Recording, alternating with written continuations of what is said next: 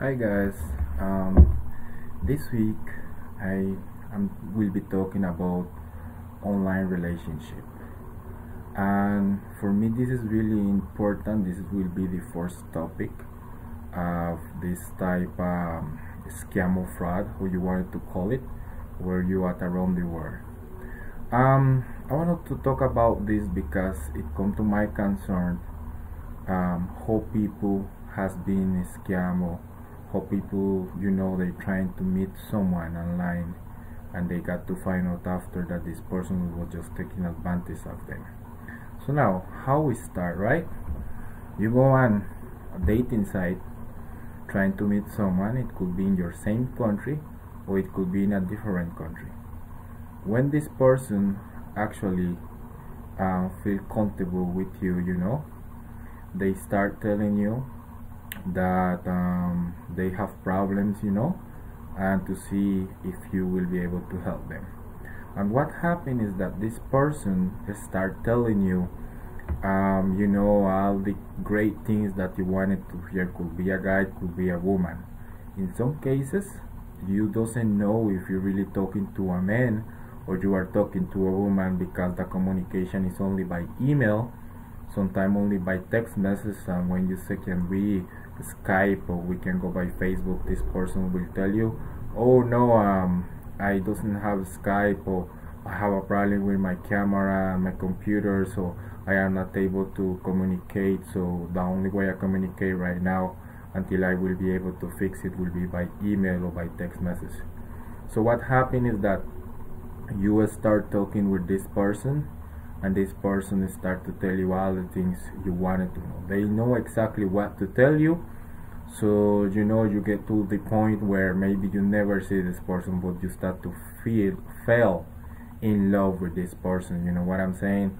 And after, when the person have you where they want you, they start asking you for money. Sometimes the person start with a little bit amount of money, and when you realize, you could be sending them $1,000. The bad thing about it is that I'm not saying it's nothing wrong to go online and try to meet someone. You should see that when this person start to ask you for money, it's a red flag involved, and maybe you don't think about it at the moment, because you say, oh, you know what, if this person is the person who will come be with me, help me out, promise me that I don't have to work anymore, that this person will take care of me, and you think that everything that this person is telling you, sorry to say this, but this person actually, the only thing they want is your money, and they actually tell you, go to the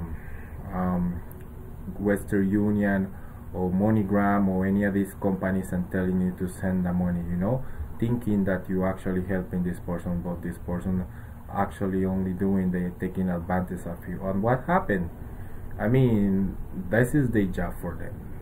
They could be, you could be in the United States, you could be in Canada, someone in Europe, they could be talking to someone in Australia, someone in Singapore, you know what I'm saying? And what they do, they talk to everyone at the same time, because this is how they live, this is how they do. A lot of times when you think that you are sending the money for something good, you doesn't know if they using the money for bad things, you know what I'm saying? So this is the reason, and sometimes when you think that you do sufficient research about it, you got to find out maybe later that it was not like that, you know what I'm saying? So my advice is that when you try to meet someone online, just look at these things. They always give you histories like, I'm an engineer and I'm working in the oil field in a different country, and right now the company, is having a little problem, or the government who have to pay me my money is having a little problem. So maybe if you could loan me this money, and as soon as my check has been clear or I get my money, I will pay you back.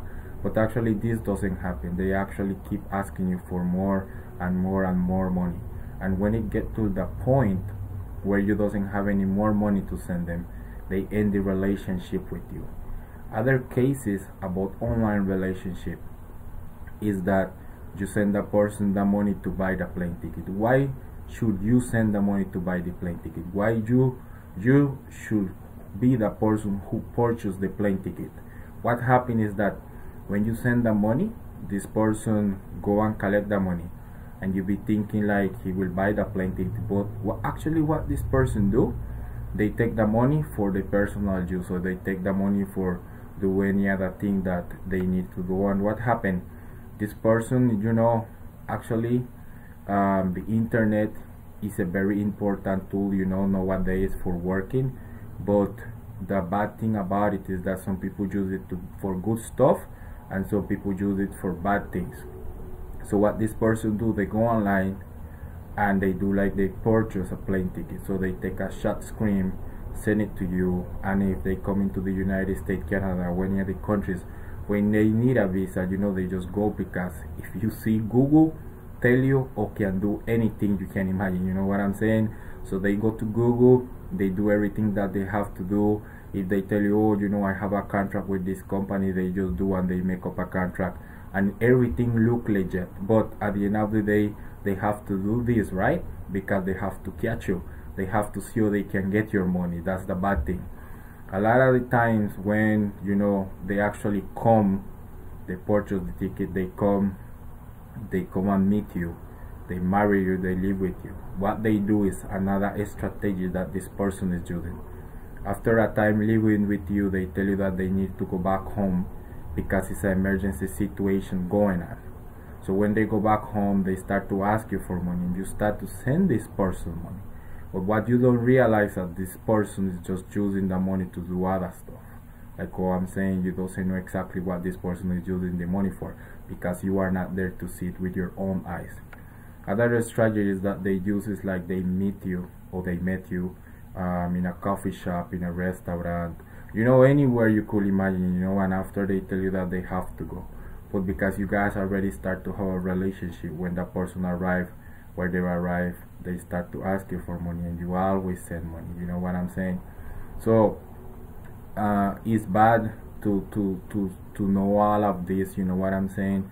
But this is just way that online scam or online relationship work for the 95% of the time. It could be a 5% that is real, but when you realize that this person start to ask you for money, you should say, okay, why this person is asking me for money in the first place? You are trying to help, but you actually doesn't have any idea if this person is actually using the money for what they say they are using. And what happened when they actually got to find out that this person was using the money for bad stuff? You will be involved into something you don't know that you was getting involved with too, you know what I'm saying? So you really have to be careful when you meet someone online and they start to ask you for money. So my advice is that meet someone online, just be careful, you know what I'm saying? Don't send them any money, because at the end of the day, if they are using the money to do bad stuff, you could be end up into some serious situation, you know what I'm saying? That you think that you was just helping the person, but at the end of the day, you doesn't know if the police come and touch your door, or the maximum authority in your country. So just be careful, you know what I'm saying, with this. And just to finish, one other thing what happened in the online relationship as well is that maybe the person is in country A, and they tell you to send the money to a person in country B. The first thing came to your mind, why I cannot send you the money? Why I have to send the money to this other person? What happened is that the person who you actually sending the money to is working with the other person. So what happened? From the money that you send, this person take like a percentage of it and send the money to the person who actually originally you was have to send the money. Is the person who you're talking to. Because what happened, this person tell you, oh, I'm in the army, I'm in a certain country, but I cannot receive the money. Can you send the money to somebody else? Just imagine you are in the army, any army could be of the world. What happened? The army take care of you, the government take care of you, right? Because you are working for the government, so you have a paycheck every month. The government gave you where to live, what to dress, what to eat. They gave you everything. So it's not any reason that you need to send that money to someone who is telling you, oh, I'm in the army and I need money for do this. It's just not happening, because it's like when you go to boot camp, you stay there for 1 year or 2 years and you cannot go out. So the government take care of you in every type of sense, you know what I'm saying? So it's no reason that you need money to do something. This is just someone who is pretending to be someone who is in the army, telling you all of this, and then you believe it. So you know just that. Now you are a Christian, you're trying to meet someone who is Christian as well. What happened? I mean, the scammers all over, you know, this is what they do. They just go in all the dating sites you can imagine, you know, and they tell you, oh, you know, this is the situation, what's going on here, and because you know he's a Christian, you believe that he's a Christian, but it's not like this. It's just so normal. Maybe this person never go to church, right? But you know, they have to know what to do, they have to know what to say, you know, so you can believe that this person is a Christian. And they start asking you for money because they need to build something, or they need to help someone, you know what I'm saying? But at the end of the day, everything that this person is telling you is not true. So just be careful. And I'm telling you, if you have 2 or 3 days, you meet someone online and this person start to ask you for money, it's a red flag. So it's up to you if you want to take that risk and send the money or if not, because everything that this person is telling you is just a bunch of lies. So my advice is that just take care of yourself, be careful, don't send money to someone you never seen in person or someone you don't know. And when person start to ask you for money, just make sure that you know, you say I doesn't have it, or I cannot send it to you. So just be careful about that, you know what I'm saying? So I hope everybody who listens to this video can take this information and can use it for your own good. Thank you so much, and you guys have a great day.